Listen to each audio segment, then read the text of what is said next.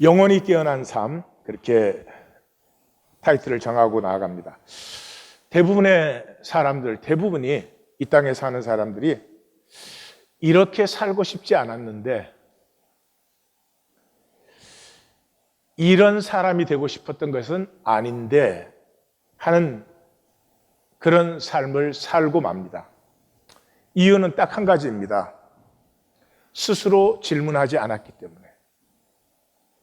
나는 누가 되고 싶으며 어떻게 살고 싶은가 하는 질문을 스스로 하지 않았기 때문에 남들이 정해놓은 대로 살아가는 거죠.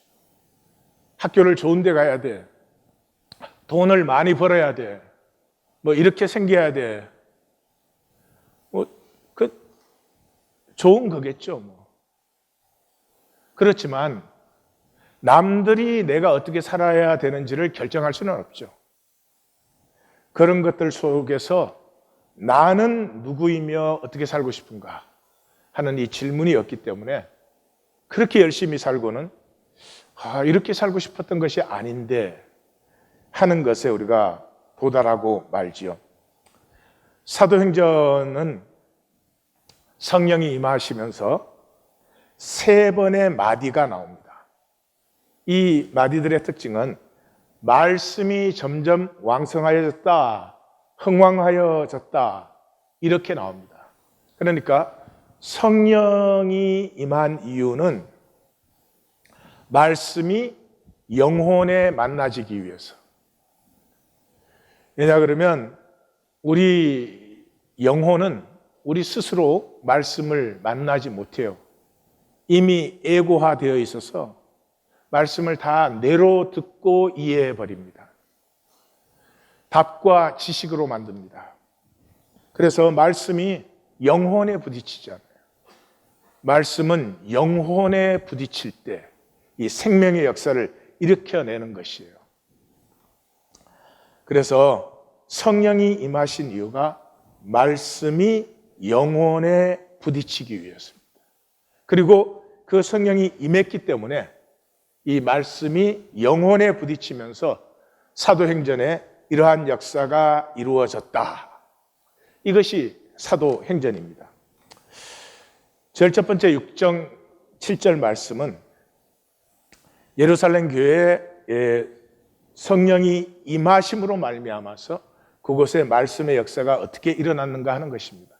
말씀의 역사가 일어나니까 반드시 핍박이 일어납니다. 스데반 순교와 핍박이 일어나고, 그래서 두 번째 12장 24절은 말씀이 흥왕하여 더하여졌다 하는 것은 이제 핍박 속에서 예루살렘 시대가 끝나고 이방인 교회 시대가 열리는 것이죠. 그래서 저 12장 25절이 그 다음 절이 마가라고 하는 요한을 데리고 예루살렘에서 안디옥으로 돌아왔다 하는 말씀이죠. 그리고 이 성령이 임하심으로 시작된 사역의 총 결론이 19장 20절이에요. 주의 말씀에 힘이 있어 흥왕하여 세력을 얻었다. 대개 요 다음을 이제 바울의 3차 전도 여행이라 그러는데 사실은 3차 전도 여행이 아니에요. 왜냐 그러면 바울이 에베소에서 목회를 했는데 에베소에서 언장색의 소동이 일어나죠. 언장색이 그 아데미 여신의 그 은으로 만든 우상을 만들어서 파는데 그게 안 팔리니까 그렇게 해서 마게도니아로 피해 갔는데 마게도니아에서 이제 배를 타고 시리아로 와서 오순절 전에 예루살렘에 들어가려고 했는데 유대인들의 음모를 알았습니다. 이 배에 승선할 것을 기다리고 바울을 죽이려고 하는, 그래서 할 수 없이 육로로 다시 빌립보로 올라가서 빌립보에서 에게해를 건너서 이 요즘으로 말하면 터키죠. 소아시아 드로아로 들어갑니다. 드로아로 들어가서 거기에서 복음을 전하다가 유두고라고 하는 청년이 창문에 앉아서 졸다가 떨어져 죽었다. 그래서 앞으로 우리도 창문에 앉아서 듣도록 해야 될 것 같아요. 그렇게 해서 그 다음에는 밀레도라고 하는 게 소아시아, 터키, 지금 터키 이렇게 되어 있는데 제일 밑쪽에 있는 항구에 에베소 밑에, 거기서 에베소는 들어갈 수가 없으니까 에베소 장로들과 작별을 하고 예루살렘으로 와서 이제 체포가 되는 거죠. 그리고 제수의 몸으로 로마에 들어갑니다.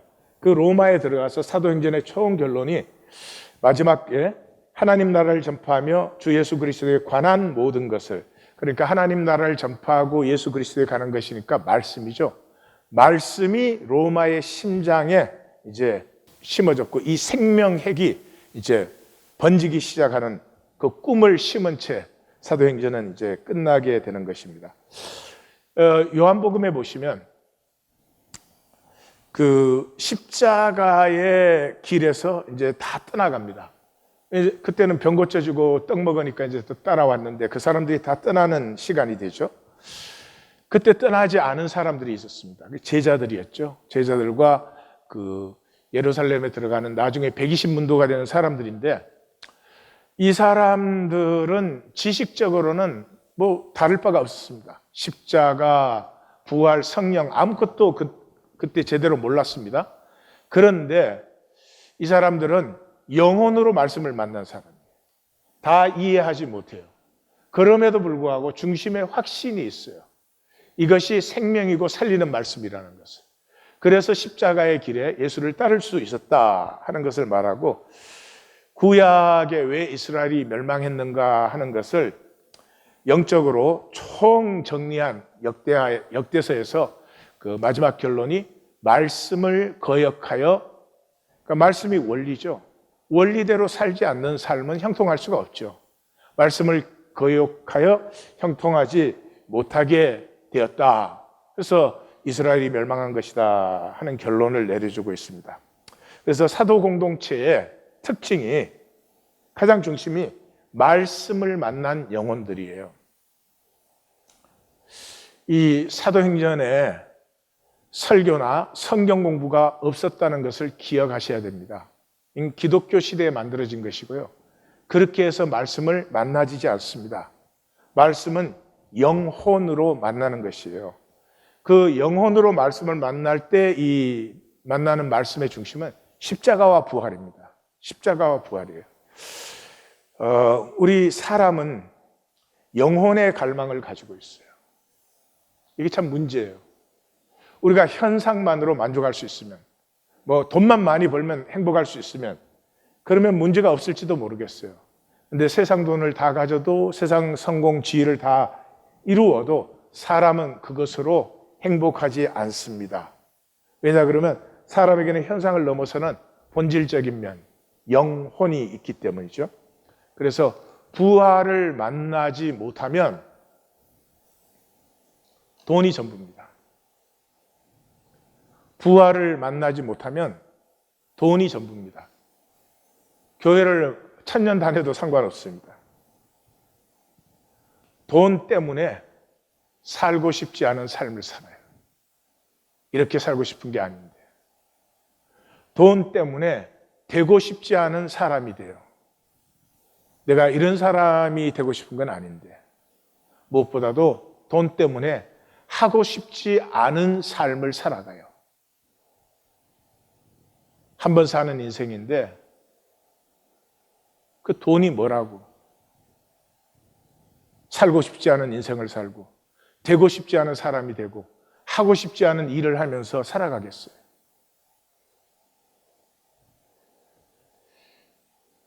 살고 싶은 삶을 산다고 덜 먹지도 않습니다.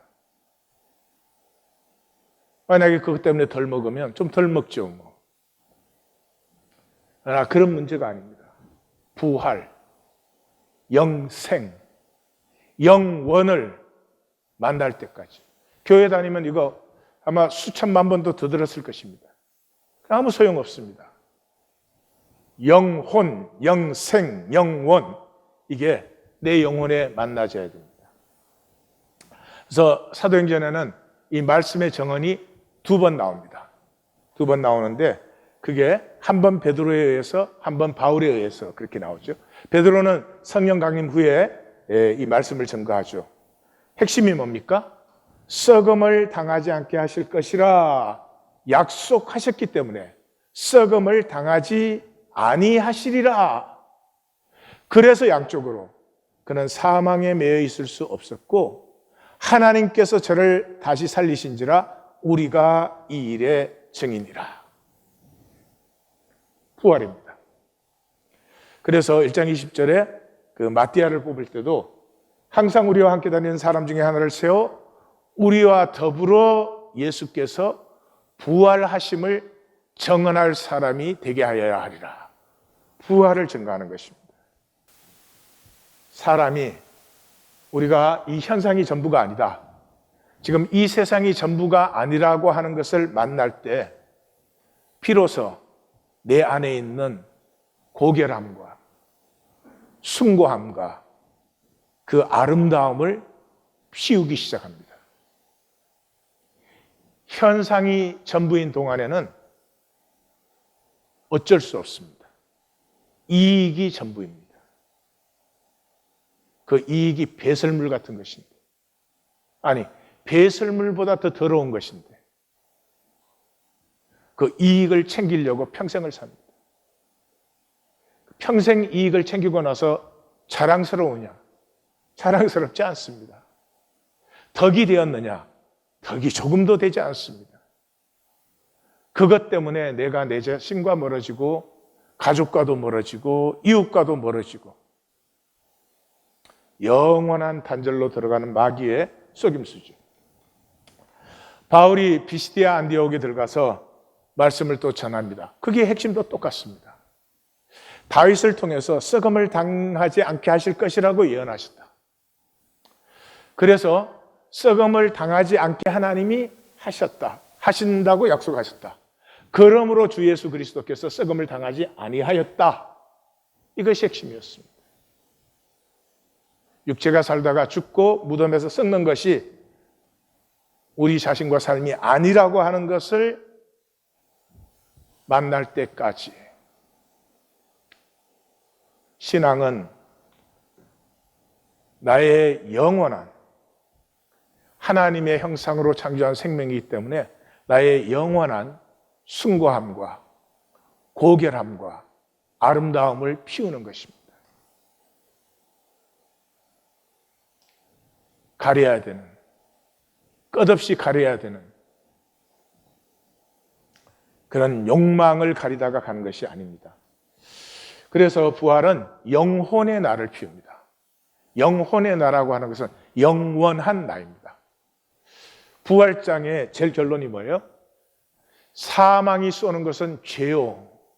죄는 하타예요, 하타. 관역이 잘못되는 거죠. 우리는 영혼의 나가 진짜 나입니다. 그런데 육체의 나로 사는 거죠. 육체의 나는 나가 아닙니다.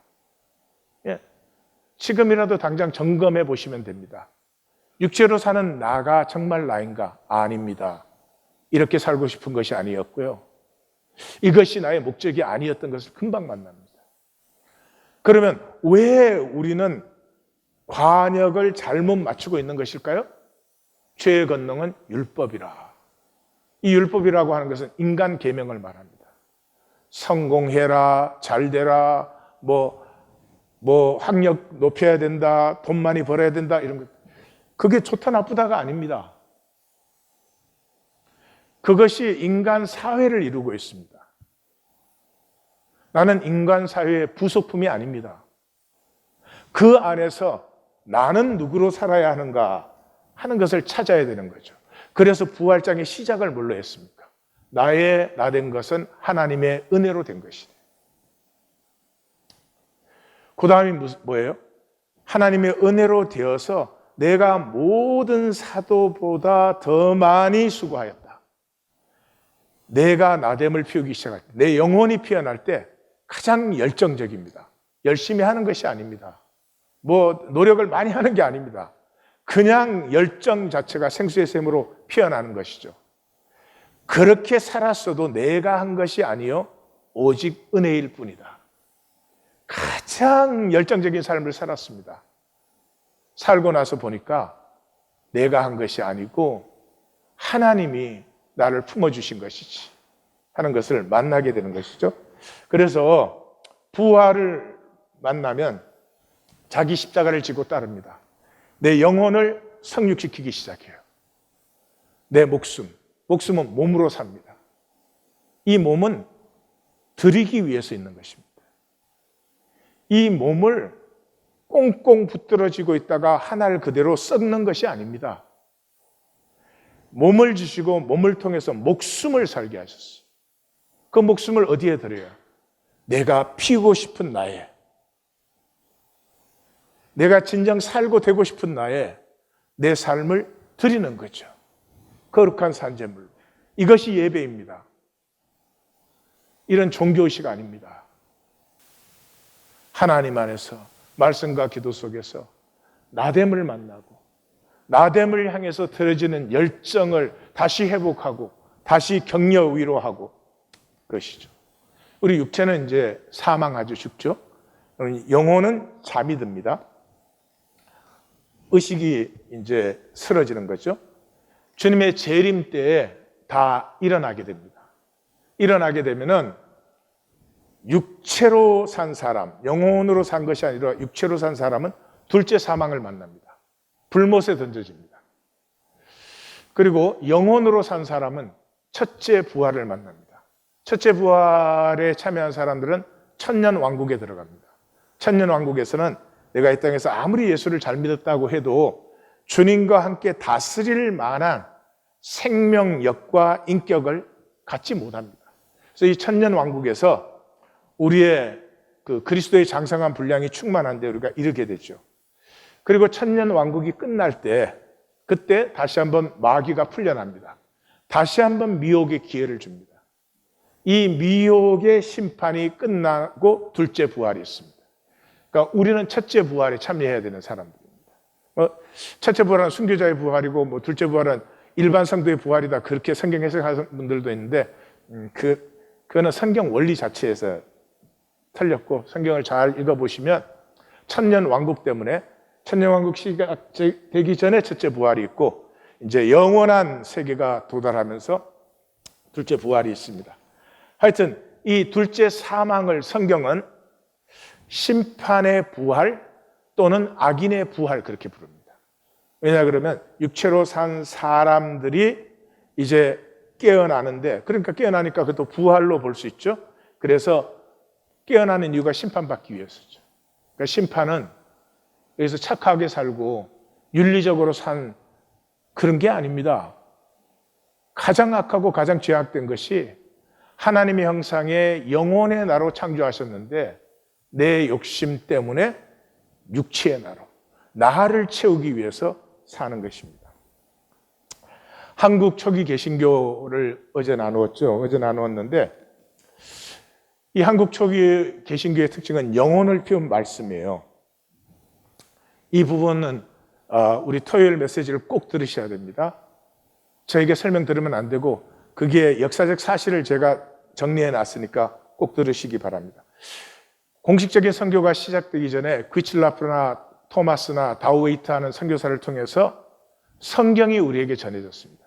그때는 그분들이 조선말 자체도 모를 때니까 설명할 수도 없지만 성경 자체가 전해졌습니다. 그래서 이게 하나님이 우리 민족에게 주신 최고의 은혜입니다. 사람의 설명을 듣기 전에 성경 자체를 만나기. 성경은 그렇게 만나고 읽는 것입니다. 설명 들으시면 안 됩니다. 사람의 설명이 무슨 능력이 있어요? 태초에 하나님이 천지를 창조하시니라. 그러면 그냥 하나님이 이 모든 것을 창조하셨구나 하는 것이 가슴에 홍수처럼 덮여오면서 이 하나님의 세상에 내가 있구나 하는 이 감격이 와야지 이게 창조론이냐 진화론이냐 있다고 얘기하고 있으면서 그게 무슨 능력이 나옵니까? 저는 생각해 봤어요. 사도 공동체 이후에 정말 없는 은혜를 이 하나님이 한국 민족에게 주셨어요. 왜 한국 민족에게 말씀이 직접 임하는 사도 공동체처럼 그런 은혜를 주셨을까? 제가 볼 때는 그 당시에 이 세상에서 가장 작고 힘없고 비참하고 가난한 민족이 한국 민족이었습니다. 조선 말기 부패할 대로 부패하고 빨아먹을 대로 백성을 빨아먹고 그 당시에는 이미 신문이 있어서 자료들이 남아 있습니다. 기근이 생겨서 사람이 굶어 죽고 있어요. 그래서 조정에서 긍휼미를 내렸습니다. 사람들에게 나누어 주라고. 지방 수령들이 그걸 자기가 다 챙겨 먹고 굶어 죽어가는 사람들에게 엑스트라로 세금을 더 받았어요. 그래서 수많은 사람이 자기 땅에 살지 못하고 한국 사람이 고향을 떠난다는 건 자신을 버리는 거예요. 고향을 떠나서 간도와 만주로 떠나갔습니다. 살 수가 없었어요. 마페 선교사가 평양에 들어왔는데 그 보고서에 그렇게 되어 있습니다. 이 세상에서 가장 악한 민족이라고.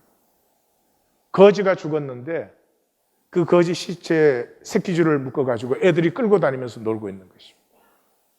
세상 어디에도 사람의 시신을 이렇게 하는 데는 없다. 처참했습니다. 백성을 지킬 힘이 나라에 있었습니까? 구약의 하나님이 왜 이스라엘을 택하셨느냐? 가장 작고 약하기 때문에. 그게 무슨 말이죠? 가장 약하고 작고 아픈 곳으로 하나님의 가슴은 흐르게 되어 있어요. 구한말 조선은 하나님의 가슴이 흐르는 곳이었습니다. 그래서 우리는 중국에도 선교사가 들어와 있고 일본에도 선교사가 들어와 있고 아시아 전역에 선교사가 다 들어와 있는데 조선만 선교사가 들어오지도 못했을 뿐만 아니라 들어올 생각도 안 했던 그 바람에 성경을 직접 만나게 되는 이런 은혜를 받게 되었습니다. 그 다음에 맥킨타이어와 존 로스와 이런 공식적 출발이 있었지만은 그때도 그분들이 조선말 한마디도 못하는데 무슨 설명을 합니까? 그때 이영찬, 백홍준, 김청성, 서상윤, 이수정 중요한 이름들입니다. 이분들은 전부 성경을 저희가 직접 만났습니다. 직접 만나고 믿고 스스로 세례를 요청했습니다. 그리고 세례 받은 후에는 생애 전체를 성경을 전파하는 데 드렸습니다. 이 사람들이 월급 받았습니까? 목사나 전도사로 직급을 받았습니까? 말씀을 만난 것뿐입니다. 특별히 백홍준이 그 성경을 나누어서 세워진 압록강변의 그 교회들은 이 사람들이 말씀을 만나고 하나님을 믿고 나서부터 기상이 달라지는 거죠. 그리고 그 못 먹고 굶주릴 때니까 그 중국인 지주들에게 그 소작할 그 땅을 조금이라도 받아내려고 서로 그냥 음해하고 대립하고 이런 때인데 딱 하나님을 믿고 나서부터 하나가 됩니다. 나에게 필요하지만 저쪽 집이 더 어려우니까 저 집에 주라고. 그리고 태연해졌다. 태연해졌다라고 적고 있습니다. 전에는 조금만 어려움이 오면, 흉년이 오면 기운이 막 어지럽고 삼엄해집니다. 그런데 사람들이 태연해지기 시작했습니다. 이 사람들이 모여서 떠들고 노래하고 이러니까 이 중국인 지주들이 얼마나 그 한국 조선인들을 착취했습니까? 반란을 일으킬 줄 알고 마적대를 동원했습니다. 중국인 지주들이 데리고 있는 소작인과 종들만 해도 한국 소작인들의 몇 배입니다. 그런데 마적대를 불렀습니다. 그만큼 기상이 살아있던 것입니다. 이것이 하나님을 믿는 것입니다. 이것이 영혼으로 하나님 말씀을 만난 것입니다.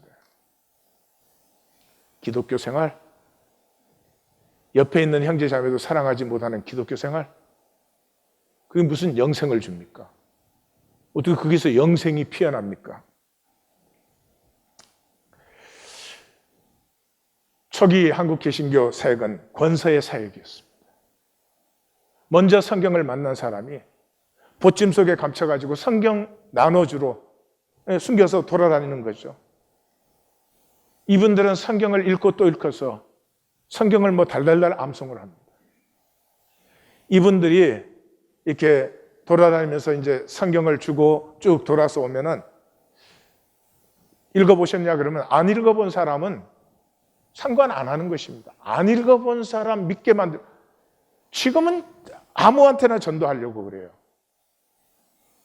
우리가 전도하는 것입니까? 하나님이 택하신 영혼에게 하나님의 메시지를 전달하는 거예요. 우리가 믿게 하는 게 아닙니다. 지금 기독교는 우리가 믿게 하잖아요. 그러니 무슨 믿음이 있겠어요? 성경 안 읽었다 그러면 그냥 돌려받습니다. 성경을 읽은 사람은 반드시 질문이 나옵니다. 그 사람들에게 이 권서인들은 성경을 가르치거나 설명할 수 있는 사람들이 아니죠. 그러니까 말씀을 말씀으로만 이렇게 안내해 줍니다.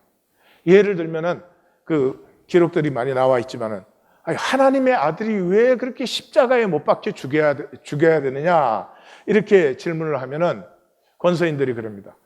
그거는 이사야 54장을 읽어보라고. 이사야 54장을 읽어보면 그의 찔림은 우리의 허물을 인함이요 그의 상함은 우리의 죄악을 인함이라. 그가 징계를 받음으로 우리가 평화를 누리고 그가 채찍에 맞음으로 우리가 나음을 얻었다. 그게 읽는 거예요.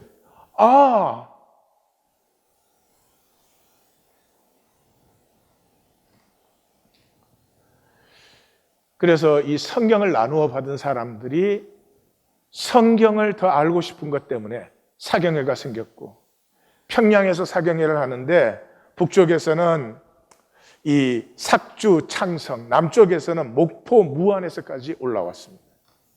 300~400리의 길을 다 농한기에 하니까 겨울에.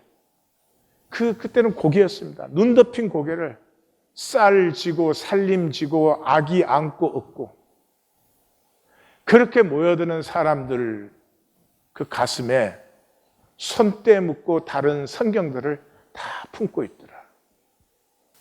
이게 말씀의 사람들입니다. 이게 영혼이 피어난 사람들입니다. 설명 듣고 믿은 내 믿음.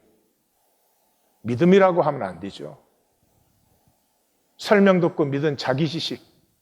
그거 가지고 잘난 척하고 그거 가지고 아는 척하고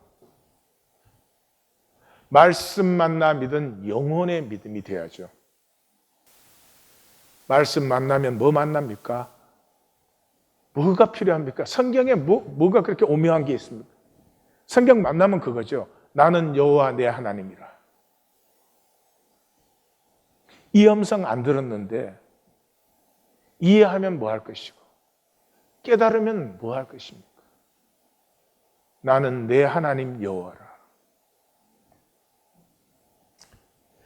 이 말씀을 만나서 영혼이 열린 교회이기 때문에 건강한 교회가, 교회론이라고 제가 부르는 게 죄송할 정도예요. 교회가 뭐예요? 갈라디아서 3장 28절처럼 남자, 여자, 유대인, 헬라인, 자유자, 종이 없이 그리스도 안에 하나. 이게 교회 아니에요. 이 말씀을 만났기 때문에, 영혼이 열렸기 때문에 이 한국 초기 개신교는 100전까지 품었습니다. 여러분, 그 당시에 100전과 하나가 된다고 하는 것, 그건 상상을 불허하는 일이었습니다. 제가 금산교회 얘기를 한 적이 있죠. 조덕삼이라고 그 지역의 재벌입니다. 근데 복음을 만나게 되어가지고 선교사를 모셔와서 그 교회를 개척을 했습니다. 두말할 것 없이 교회 모든 걸 섬기죠. 근데 이 사람 집에 마부가 있었는데 이자익이라는 사람이에요. 이 김해 사람인데 어릴 때 그 고아가 되어서 구글하면서 떠돌다가 이 금산까지 흘러왔는데 이제 조덕삼이 제가 하나님 믿는 사람이니까 거두어 들여서 마부로 쓰는데 신실하고 아주 열심히 합니다. 잘 거둬줬는데 같이 교회를 섬깁니다. 근데 그래서 세례 교인이 30명이 넘으니까 장로를 뽑게 됐습니다. 그런데 이자익이 되고 조덕삼이 떨어졌습니다. 그런데 조덕삼 그 주인이 제가 이 장로님을 잘 받들어서 열심히 하나님을 섬기겠습니다. 모든 교인 앞에서. 이자익이 어떻게 아무것도 없이 학식도 없는 사람이 어떻게 장로가 되었을까요? 이렇게 말합니다. 하나님을 믿은 후에는 간격뿐이라고.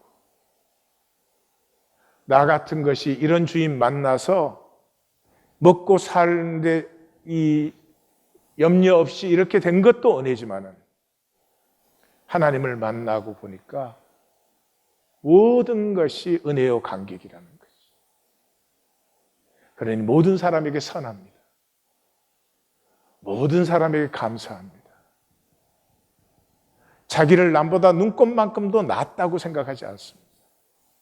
이게 말씀의 사람 아닙니까? 이게 영혼이 열린 거죠. 그 다음에 얼마나 민족이 아팠습니까? 봉건, 부패, 식민지. 그 당시 기독교인들이 1.5%밖에 되지 않는 기독교인들이 3.1운동 후에 체포된 것은 20%였습니다. 열 몇 배가 되는 것이. 식민지가 나빠서 투쟁한 게 아닙니다. 이 땅과 민족이 너무나 아프기 때문에 그 아픔을 품었습니다. 폭력을 쓴 사람이 있습니까? 무력으로 저항한 사람이 있습니까? 민족의 아픔을 온몸으로 그대로 받은 것뿐이죠. 그리고 토착적 교회였습니다. 누가 교회 세워주고 누가 이렇게 모이게 해주고 아니었습니다. 그냥 말씀 만나고 모인 사람들, 그 사람들이 교회가 된 것이죠. 말씀은 영혼의 나를 표현합니다. 존재적 변화를 일으킬 수 있는 것은 말씀밖에 없습니다. 당연한 얘기지만 물이 포도주로 바뀌게 할 수 있는 것은 말씀밖에 없습니다. 말씀 만나면 되는 것입니다. 근데 내가 말씀 만나지 못합니다. 성령의 은혜입니다. 그러니 구하고 찾고 두드릴 수밖에 없는 것이죠. 말씀을 만나면서부터 이 땅의 삶이 생존, 주어진 생존 살기가 아니다. 이 사회에 이렇게 좌표가 있잖아요. 공부나 얼마나 하고 얼마나 똑똑하고 얼마나 뭐 능력 있고 그러면 너는 어디까지 올라갈 수 있고 그런 게 있잖아요. achieve. 그거 하려고 태어나지 않았어요. 거기서 높이 올라가나 밑에 있으나 죽을 때 하나도 다른 거 없어요. 그것 때문에 후회하는 사람은 없어요. 인간은 꿈을 꿀 수 있는 존재잖아요. 사막에 강이 흐르고 광야의 길을 열 수 있는 존재잖아요. 해골 골짜기에 생명의 춤이 일어나게 하는 것은 인간밖에 없잖아요. 이 하나님의 형상의 창조성을 다 스스로 갖다 버렸어요. 돈 몇 푼 더 벌겠다고. 영혼의 나를 모르면 인간의 최고의 불행은 영혼의 나를 모르는 것입니다. 영혼의 나를 모르면 조건의 나밖에 없어요. 내가 남보다 잘났나? 내가 남보다 성공했나? 내가 남보다 떨어지는 건 아닌가? 이거 밤낮으로 근심하다가 가요. 삶이 사회 부품되는 거죠. 시장신. 시장신이 모든 걸 결정해요. Market God. 네가 돈을 얼마나 버느냐? 네 지위가 뭐냐? 너는 집을 어떤 걸 갖고 있느냐? 뭐 등등등. 너는 뭐 학력이 어떠냐? 이런 것들이 시장신이 너는 얼만큼 성공한 사람이야. 너는 누구야? 너는 잘 살았어, 못 살았어 심판합니다. 그러니 그냥 그 시장신에게 인정받는 것이 욕망의 모든 것이 됩니다. 내 욕망이 없고 욕망이 식민지화, colonization of desire. 결과는 나의 상실이죠. 이렇게 열심히 사는데 나를 몰라요. 내가 누군지를 몰라요. 내가 무엇을 살고 싶은지를 몰라요. 나를 모르니까 행복은 라이프 스타일이에요. 그래서 드라마, 광고에서 본 거. 우리 한국은 드라마 광고보다 더 무서운 게 또 있어요. 아줌마 공회. 아줌마 공회에서 너네 집은 그것도 없니? 그러면 심판받은 거예요.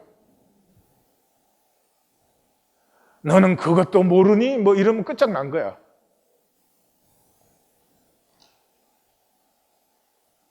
그런데 인간은 조건만일 수가 없잖아요. 그러니까 초월을 척 하는 거예요. 종교적인 척. 교회 다니는 것만 얘기하는 게 아니에요. 지금 보시면 무슨 명상운동, 뭐 마음 공부 그래가지고 온데 돌아다니면서 지가 초란 쫙 초조해. 참 인간은 정말 못 말려. 그 다음에 또 자기가 굉장히 철학적인 척해. 뭐 실존주의가 어떻고. 실존주의는 간단한 거예요. 삼겹살 먹을 때 행복한 거예요, 그냥 그때. 근데 이 종교나 이제 철학적인 뭐가 조금 있어야 되고, 그것마저 없으면 보헤미안 스타일. 괜히 뭐 머리 길러서 이렇게 그런 거 아니에요. 구원은 거듭남은 말씀을 만나서 영혼이 열렸다고 하는 것은 말씀이 아니면 안 살았을 나를 만나는 거예요. 이영찬, 백옹준, 김청송, 서상윤, 이수정은 이 사람들의 생애에 말씀을 못 만났으면 그런 생애, 백옹준 이거 다 순교했습니다. 그런 삶을 살았을 리가 없어요. 구원은 교회 다니는 거 아닙니다. 다시 말씀드립니다. 요즘 교회 다니면 구원받았다고 해주는데 구원은 절대로 교회 다니는 게 아닙니다. 교회를 다닌다는 말은 구원 안 받았다는 것과 똑같은 말이에요. 구원은 교회가 되는 것입니다. 그리스도의 지체가 되는 것입니다. 사도 바울의 삶을 보십시오. 이 로마의 생애 마지막에 감옥에 갇혀 있는데 그 감옥 앞에 와서 바울을 반대하는 사람들이 막 떠들면서 전도를 하는 거예요. 예, 그렇게 해야지 바울이 재판에 불리하게 되니까. 그들은 나의 매임에 괴로움을 더하게 할 줄로 생각하여 순수하지 못하게 다툼으로 그리스도를 전파하고 있다. 근데 18절이 뭔 줄 아십니까? 그러나 그렇게 전파돼도 그리스도가 전파되니 나는 기뻐하고 또 기뻐하노라.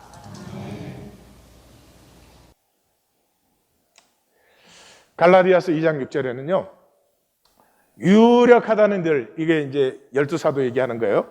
본래 어떤 이든지 내게 상관이 없고 하나님은 사람을 외모로 취하지 아니하신다.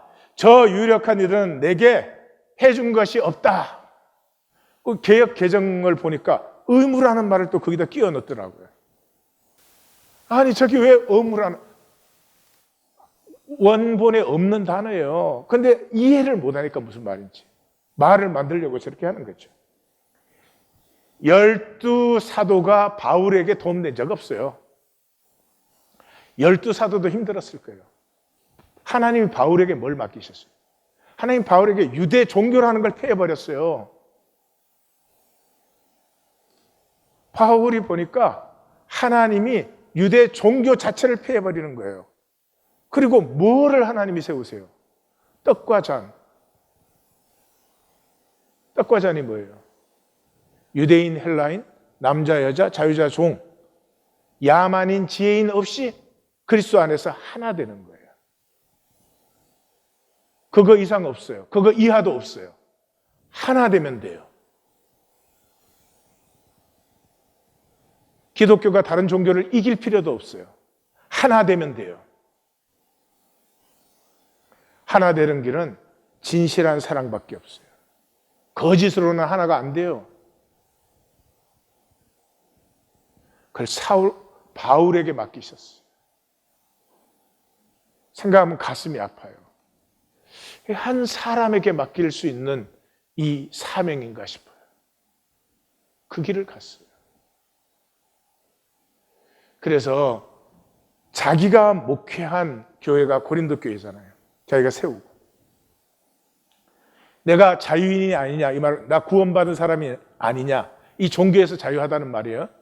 내가 사도가 아니냐, 예수 우리 주를 보지 못하였느냐, 주 안에서 행한 나의 일이 너희가 아니냐, 다른 사람들에게는 내가 사도가 아닐지라도 너희에게는 내가 사도이니 나의 사도됨을 주 안에서 인친 것이 너희가 아니냐. 너희는 내 복음을 만나지 않았느냐? 너희는 내 복음을 만났을 때 자유하지 않았느냐?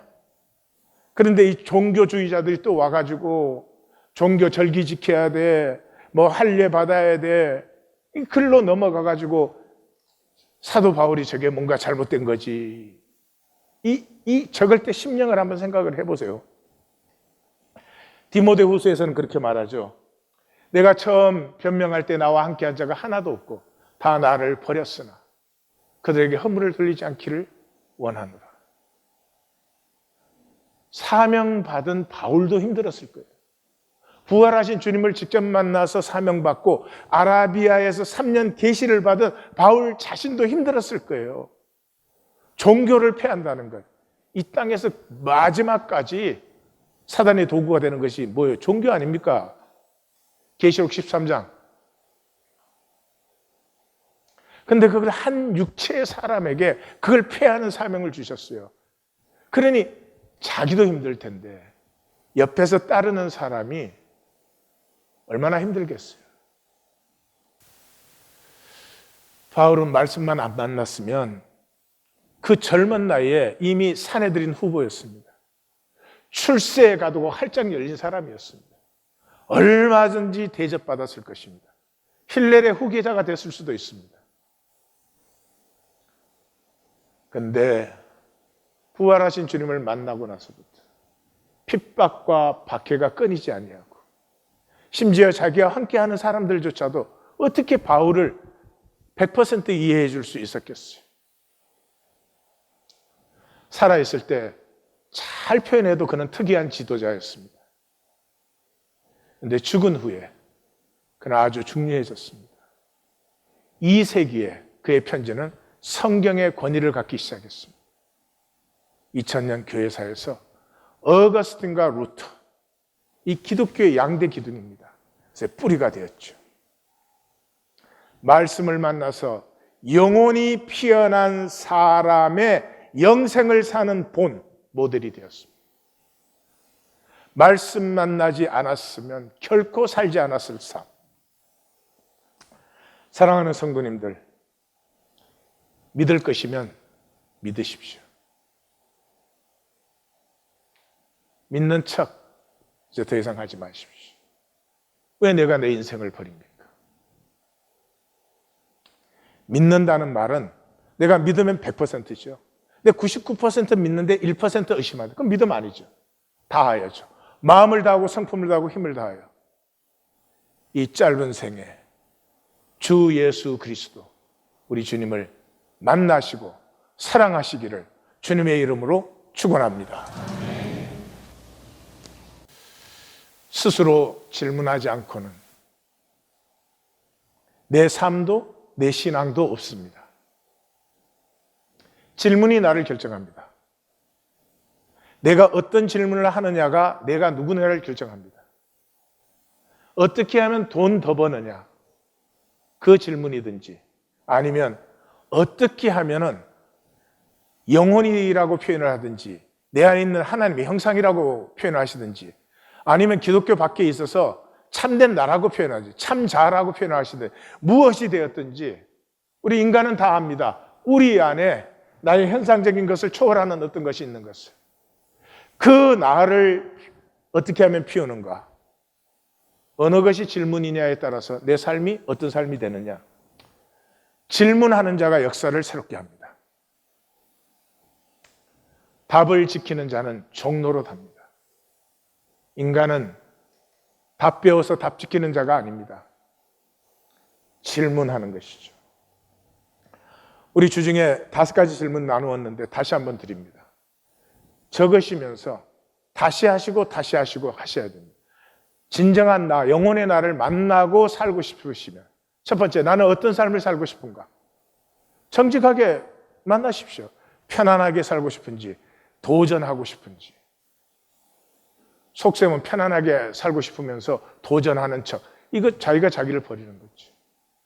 이 질문을 바꾸면 삶의 끝에서 나는 경쟁에서 이긴 사람이 되고 싶은가? 나와 함께한 모든 이들과 하나가 되는. 삶의 끝에서는 이 둘 중에 하나입니다. 그러나 경쟁에 이긴다는 것은 얼마나 어리석은 일입니까? 단절 중에 그런 단절이 없죠. 그 사람에게 내 가족 그러면 핵가족밖에 없습니다. 주님께서 이 형제 자매를 주셔야 한 번 내 살점으로 느껴지지 않습니다. 처참한 것입니다. 두 번째, 내가 어떤 삶을 살고 있는가 정확하게 정리해 보십시오. 나의 출발점과 지나온 길. 난 뭐 이런 가정에 태어나서 공부를 잘했기 때문에 뭐 어찌고, 성공 실패 얘기가 아닙니다. 나는 출발점이 무엇이고 어떤 길을 걸어왔는가, 그 걸어온 길을 정직하게 만날 때 그 안에 있는 하나님의 섭리도 볼 수 있게 되는 거죠. 그래서 나의 종착점을 결정하십시오. 내 인생을 마감할 때 나는 어떤 삶을 사는 사람이며 어떤 사람이 될 것인가. 여기에서 중요한 것은 결과가 아닙니다. 결과는 하나님께서 천년 왕국에서 얼마든지 키워낼 수 있습니다. 중요한 건 싹이 트여야 됩니다. 싹이 트여야 됩니다. 나 스스로 영혼이 열려서 하나님의 형상을 피우는 내가 되고 싶다고 하는 싹이 열려야 됩니다. 이렇게 출발점과 종착점이 이제 선택이 되면은 이제 나는 어떻게 선택하며 어떻게 살 것인가.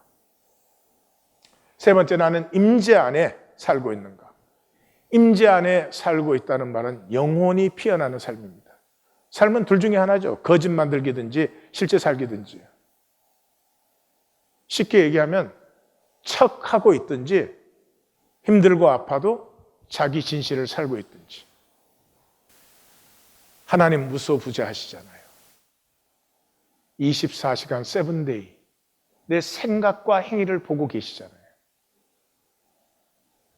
그런데 창세기 3장의 뱀처럼 하나님 분명히 함께 하는데 하나님이 없는 것처럼, 하나님이 뭐라고 말씀하시더냐, 하나님 지금 분명히 나하고 여기 함께 하고 계시는데 마치 하나님이 계시지 않는 것처럼 내 에고대로 하려고. 디모데후서 3장 16절 같이 한번 읽겠습니다. 모든 성경은 하나님의 감동으로 된 것으로 교훈과 책망과 바르게 함과 의로 교육하기에 유익하니 이는 하나님의 사람으로 온전하게 하며 모든 선한 일을 행할 능력을 갖추게 하려 함이라. 아멘. 17절은 저기 being and doing, 존재와 행위를 온전하게 해요. 존재와 행위를 온전하게 하는 길이 뭐예요? 말씀이 우리를 교훈하시고 교훈한 데서 벗어나면 책망하시고, 책망하시면은 다시 바른 길로 돌아오게 하시고, 바른 길로 돌아오면 의로 계속 가도록 우리를 지켜주시고 가르쳐 주십니다. 이것은 영혼의 자아적 능력입니다. 머리로 배워서 이렇게 되지도 않지만 이렇게 하라는 얘기가 아닙니다. 말씀이 영혼에 만날 때 영혼이 스스로 가지고 있는 자아적 능력으로 말미암아 우리의 존재와 행위가 온전한 자리까지 나아가도록 말씀이 인도하신다. 네 번째 질문입니다. 이건 실제적이고 정직한 질문입니다. 나는 어떤 연보를 드리나? 삶의 진실은 돈의 사용입니다. period. 내가 돈 사용하는 데가 내 중심이 있는 데고 그것이 내 진실입니다. 예수님도 분명히 말씀하셨죠. 내 보물, 내 돈이 있는 그곳에 내 마음이 있다. 여기 마음은 heart, 카르디아, heart입니다. 연보 어떻게 드리십니까? 영혼이 열린 연보를 드리십니까? 가족에게 돈 어떻게 쓰십니까?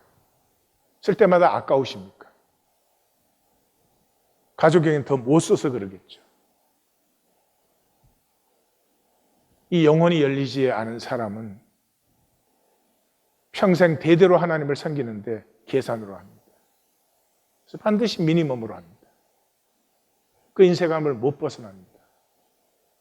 그게 얼마나 안타까운 것인지, 그것이 삶에 얼마나 처참한 일인지 그걸 모릅니다.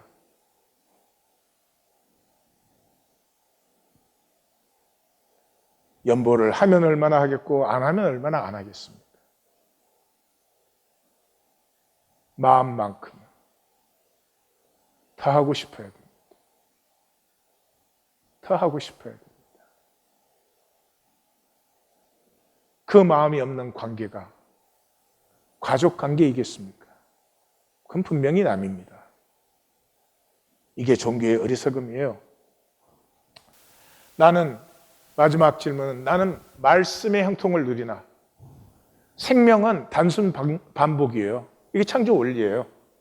호흡, 심장박동, 소화, 신진대사 다 그렇죠. 저 이게 참 고마워요. 저는 여러분들이 비웃으시겠지만 저는 노래를 좋아합니다. 근데 제가 제일 힘든 건 전 박자를 잘 못 맞춰요. 일단 박자대로 흔들리지가 않아. 그런 나에게 호흡을 들이쉬고 내쉬고 들이쉬고 내쉬고 하니까 나도 문제가 없지. 들들 내내내 들들들 이렇게 하면은 나는 그것 따라 하더라고. 세상에 아무것도 못 할 거예요. 단순 소박해요. 단순하고 소박하기 때문에 집중력이 생기고 생기가 살아나요. 어린아이가 엄마를 바라볼 때, 달 밝은 밤에 개가 달을 바라보는 것을 보신 적이 있으세요? 집중력이 있고요. 개의 눈이 반짝반짝해요. 우리 눈 같지 않아. 네. 생각의 사람은 거짓돼요. 시력은 흐린 게 아닌데요. 눈빛이 희미해져요. 계산해서 얻을 게 별로 없어요. 그렇게 얻은 것이 얻은 것 아니에요. 근데 어쩔 수 없지. 그냥 계산 중심이 돼서 일관성 없는 이익을 따라 왔다 갔다 하다. 변덕이 죽을 듯해. 이게 변덕이 많다는 것은 속이 허무하다는 거예요. 그래서 늘 화려하게 보여야 돼. 시편이 잘 표현하죠. 악인들은 그렇지 아니하며 오직 바람에 나는 겨와 같다. 우리 모두는 태어나서 죽음을 향해서 살고 있습니다. 죽음이 가까워지면 식욕이 사라집니다. 오감 중에서 제일 먼저 사라지는 게 없어지는 게 후각이에요. 후각이 사라지면 식욕이 없어요. 침이 마르는데 물을 마시고 싶은 갈증 욕구는 없어요. 육체가 약해지고 마취된 것처럼 몽롱해져요. 의식이 표류하기 시작합니다. 잠들어 있는 것과 깨어 있는 것이 경계가 모호합니다. 눈꺼풀이 굉장히 무겁게 느껴지기 시작합니다. 그러다가 갑자기 의식이 선명해집니다. 그때 압니다. 이게 마지막이구나. 그때 두려움과 평생을 억눌러 두었던 두려움과 외로움과 불확실성이 확 몰려듭니다. 그런데 이때는 이미 이것을 느낄 수 있는 힘조차도 없습니다. 그리고 그 속으로 빨려 들어가기 시작합니다. 영원한 단절감. 영원히 깨어있지 아니하면 이것이 육의 최후입니다. 모든 에너지가 다 소진되고 내가 가장 두려워하는 것으로 빨려 들어가는 것입니다. 한국요양원에서 이제 임종을 가까이 두고 있는 분들에게 마음껏 쓰라고 했습니다.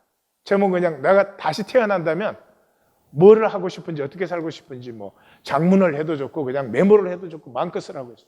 수백 가지가 나왔습니다. 근데 모든 사람에게서 빠지지 않고 나오는 것이 세 가지였습니다. 첫째, 내가 다시 태어난다면 진정 살고 싶은 삶을 살겠다. 그 말은 뭐예요? 내가 살고 싶은 삶을 살지 않았다, 모두가. 그게 무슨 말이에요? 영혼의 갈망을. 그렇게 종처럼 살았을까? 내 진정한 영혼의 갈망을 왜 보지 않았을까? 그런 뜻이죠. 두 번째가 맺히게 하고 싶지 않다. 아무것도 아닌 삶에 부부 사이에조차도 말 한마디를 해도 맺히게 해. 에고의 특징이죠. 미울 수 있죠. 그런데 계속해서 미워요. 이건 영혼이 열리지 않은 에고의 특징이죠. 삶에 그렇게 미워할 건 아무것도 없어요. 그 다음에 나누며 살고 싶다. 삶이 참 복된 선물이었음을 그때서야 봐요. 얼마든지 그냥 사랑할 수 있었는데, 그냥 용서할 수 있었는데, 축복할 수 있고 같이 울어줄 수도 있고 같이 웃어줄 수 있었는데, 더 나눌 수 있었는데 왜 그렇게 살지 않았을까? 영혼이 열리지 않은 삶의 모습입니다. 생명을 산다는 것은 영혼을 사는 것입니다. 생전에 100배, 60배, 30배입니다. 영혼이 열릴 때 우리의 에고로 최선의 노력을 하는 것보다 훨씬 풍성한 생수의 강이 솟게 되는 것이죠. 예수 그리스도를 믿는다는 말은 이 세상에서 가장 레디컬한 것입니다. 육체로 이 땅을 사는 사람이 십자가에 죽은 예수를 믿을 수 없습니다. 아무리 무슨 짓을 해도. 성령이 임하시고 하나님의 말씀, 하나님의 가슴, 하나님의 인격이 내 영혼에 부딪힐 때 비로소 나는 내가 누구인지를 압니다. 내가 돌아가야 될 본향이 어디인지를 압니다. 내가 어디서 왔는지를 압니다. 더 이상 세상의 종노릇 하지 않습니다. 나를 피우고 너를 피우는 축복을 나누며 삽니다. 아멘. 이 사람들을 교회라고 하는 것입니다. 아멘. 우리를 인도하신 하나님께서 우리를 이끌어 주실 줄 믿습니다. 아멘. 기도하십시다.